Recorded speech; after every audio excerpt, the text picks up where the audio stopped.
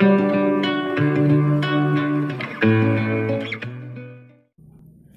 everyone, this is Preeti Ghosh with another educational video of class 5 chapter 8 Air and Water. This is part 2 of this chapter. If you haven't seen part 1 of this chapter, the link is given in the description box. Also, if you are new to my channel, do consider subscribing it right now and press the bell icon for latest updates.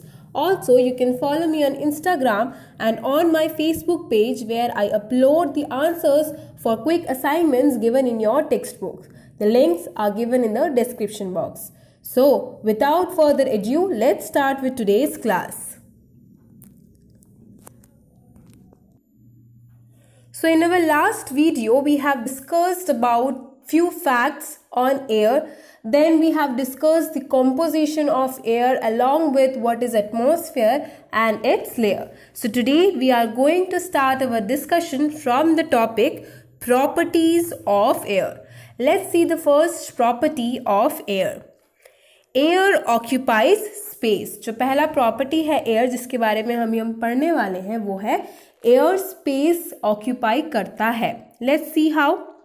Now take a glass, fill a bucket with water. You have to take an empty glass. एक empty glass लेना है और एक bucket लेना है जिसमें पानी भरा हुआ हो. Now place the glass upside down on the water. You cannot press the glass with water as air is present inside the empty glass. तो उसके बाद हमें क्या करना है, जैसे कि इस पिक्चर में दिखाया गया है, ग्लास को अपसाइड डाउन करके मीन्स उल्टा करके वाटर में प्रेस करने की कोशिश करनी है. मीन्स उस बकेट में जिसमें पानी भरा हुआ है उसमें उस ग्लास को उल्टा करके डालने की कोशिश करनी है. तो हम क्या ऑब्जर्व करेंगे, हम ये ऑब्जर्व करेंगे कि we are not able to press that glass into the water. हम तब ये ऑब्जर्व करेंगे कि वे जो ग्लास है वो पानी के अंदर नहीं जाएगा. क्यों नहीं जाएगा? बिकॉज उस ग्लास में पानी नहीं भरेगा, क्योंकि उस ग्लास में जो कि एम्प्टी है एक्चुअली वहाँ पे एयर है. एयर ने वो जगह ले रखी है, इसीलिए वाटर उस जगह पे फिल नहीं हो पा रहा.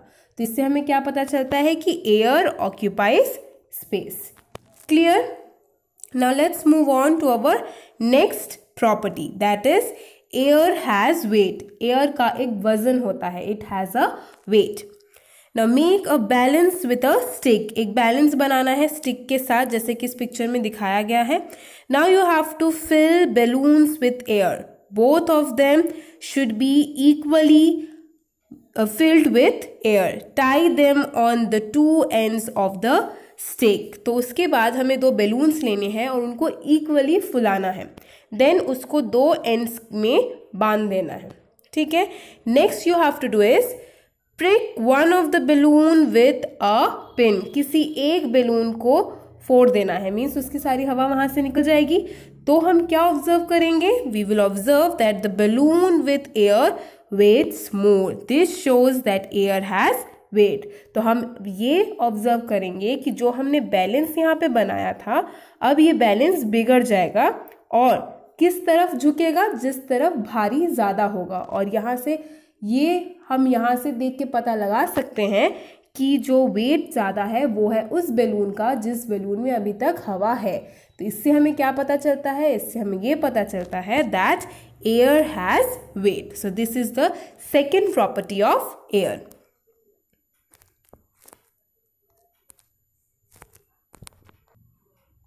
Next property is air exerts pressure. Let's see how. Fill a glass with water up to the brim. Cover the glass with a thick cardboard. पहले हमें एक ग्लास लेना है, उसको पूरा भर देना है. ठीक है. अब उसके ऊपर एक थिक कार्डबोर्ड से उसको कवर कर देना है. Now put your hand on the card and invert it quickly. अब उसको अपने हाथ से अच्छे से दबा के जल्दी से उसको उल्टा कर देना है. ठीक है. The card will not fall. This shows that air outside the glass exert pressure on the card. ठीक है. तो हम क्या ऑब्जर्व करेंगे कि जो कार्ड है वो फॉल आउट नहीं किया. ठीक है। इससे हमें क्या पता चलता है कि उस ग्लास के आउटसाइड मतलब जो आसपास की जगह है वहाँ पे एयर मौजूद है और उस एयर के प्रेशर की वजह से जो कार्ड है वो वहाँ से नहीं गिरा, साथ ही वहाँ से कोई भी वाटर का ड्रॉप बाहर नहीं आ पाया बिकॉज जो एयर का प्रेशर उस कार्ड पे पड़ रहा था। ठीक है। Next property is air is needed for burning. Air की ज़रूरत होती है आग को जलाए रखने के लिए। ठीक है। Now take a candle, light it, cover it with a jar. First हमें एक कैंडल लेना है, उसको जलाना है और बाद में उसको एक जार से कवर कर देना है। Now after some time the candle extinguish. तो हमें क्या ऑब्जर्व कर सकते हैं? हम ऑब्जर्व करेंगे कि थोड़ी देर के बाद ये जो कैंडल जल रही थी वो बुझ जाएगी। This shows that air is necessary for candle to burn. इससे हमें क्या पता चलेगा कि एयर की ज़रूरत होती है कैंडल को अगर कंटिन्यू बर्निंग होना था तो, क्योंकि जब हमने इसको जार से ढक दिया तो उसके अंदर एयर जितना मौजूद था उतनी देर तक वो कैंडल जला। जैसे ही वो एयर जार से ढकने की वजह से ख़त्म हो गया वैसे ही आग भी बुझ गई। तो इससे हमें ये पता चलता है कि एयर जो है वो बहुत इंपॉर्टेंट है for burning. Clear?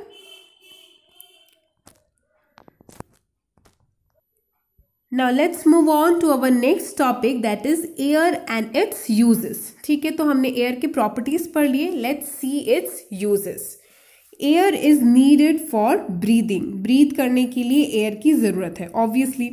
All living beings need oxygen to breathe. सभी living beings को ऑक्सीजन चाहिए होता है ब्रीथ करने के लिए। Now oxygen is used by animals to produce energy. Oxygen animals के द्वारा यूज किया जाता है एनर्जी प्रोड्यूस करने के लिए। The oxygen goes into the lungs. Oxygen जो है वो लंग्स में जाता है। From there it is carried by the blood to every part of the body. Oxygen सबसे पहले लंग्स में जाता है और वहां से ब्लड कैरी करता है उसको हमारे सभी पार्ट्स में। Now food is burnt there by oxygen and carbon dioxide is produced and thrown out from the lungs. तो जो हमारा खाना है उस डाइजेशन प्रोसेस में सबसे बड़ा जो कंट्रीब्यूशन है वो ऑक्सीजन का ही है। ठीक है, जो कि फूड को बर्न करता है, वहाँ से हमें एनर्जी मिलता है और जो कार्बन डाइऑक्साइड है वो भी प्रोड्यूस होता है जिसको दोबारा से बॉडी से बाहर निकाल दिया जाता है थ्रू लंग्स। और इस पूरे प्रोसेस को कहा जाता है respiration. So this process is called respiration. Clear? Now next use is air carries sound. हमें जो ये आवाज सुनाई देती है एक दूसरे की वजह से, this is because air carries it. Okay? So air help us to listen to the sound around us. आसपास में जितने भी साउंड होते हैं उन सबको सुनने में हमारी जो मदद करता है that is actually because of air. Without air, the drum would beat, but you won't hear it. It is because sound needs a medium to reach us. अगर एयर प्रेजेंट नहीं होगा तो जब ड्रम बजाएंगे तो ड्रम सिर्फ अपनी तरह ही मूवमेंट शो करेगा, पर उसमें से जो आवाज़ आ रही है वो हम नहीं सुन सकेंगे। क्यों नहीं सुन सकेंगे? बिकॉज साउंड जो है उसको एक मीडियम चाहिए होता है ट्रैवल करने के लिए, उसको एक माध्यम चाहिए होता है जिस पे वो ट्रैवल करके हम तक पहुंचता है। तो it needs a medium to travel and that medium is provided by air. तो sound needs a medium and the medium is air. ठीक है। Now when you speak or clap, जब हम बात करते हैं या ताली बजाते हैं, the air around you vibrates. हमारे आसपास में जो एयर होता है वो वाइब्रेट होता है। अब ये वाइब्रेशन जो है हमारे कानों तक पहुंचती है। These vibration reach your year and your year turn them into sound. और हमारे कान इसको देन साउंड में ट्रांसफर करते हैं। क्लियर? तो अगर ये एयर ही प्रेजेंट नहीं होगा तो वो वाइब्रेशन ही नहीं होगा, और अगर वाइब्रेशन नहीं होगा तो हमारे कानों तक नहीं पहुंचेगा और वो साउंड के रूप में हम नहीं सुन पाएंगे। Clear? So that is why air is very much needed as a medium of sound. Next is air pressure is important in daily life. Air pressure जो होता है वो daily life में भी बहुत useful होता है। Let's find out how. Air pressure plays an important role in our daily life. Many things like syringe, dropper, drinking straw, hand pump and many other things work on the principle of air pressure. तो बहुत सी चीज़ें जैसे कि syringe हो गया, then dropper हो गए, hand pumps हो गए, ऐसी बहुत सी चीज़ें हैं जो कि एक्चुअली एयर प्रेशर को बेस करके ही काम में आती है. So it's main basic principle is air pressure. तो इसीलिए एयर प्रेशर जो है वो हमारे डे टू डे लाइफ में भी बहुत इंपॉर्टेंट है. ठीक है. Now let's see some other uses of air. One is oxygen in the air helps in burning. तो जैसे कि हमने पहले पढ़ा था उसकी एक प्रॉपर्टी में कि एयर हेल्प्स इन बर्निंग. तो एयर में जो एक्चुअली ऑक्सीजन प्रेजेंट होता है वो हेल्प करता है बर्निंग में. ठीक है. If there is no air there will not be any fire. तो अगर कोई एयर नहीं होगा तो उसमें ऑक्सीजन नहीं होगा, और अगर ऑक्सीजन नहीं होगा तो there will not be any fire. तो मतलब कोई आग ही नहीं होगी. ठीक है. Next is air is used in filling the tyre tubes, footballs etcetera.